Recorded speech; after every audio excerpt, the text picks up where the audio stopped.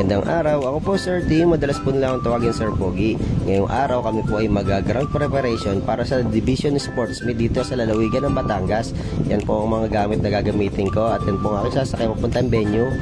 Nandito na po ako sa venue, tinanghali na po.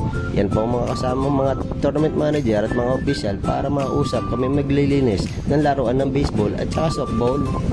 Yan po, kita nyo naman ang ginamit namin. Merong heavy equipment, meron rin mga tao.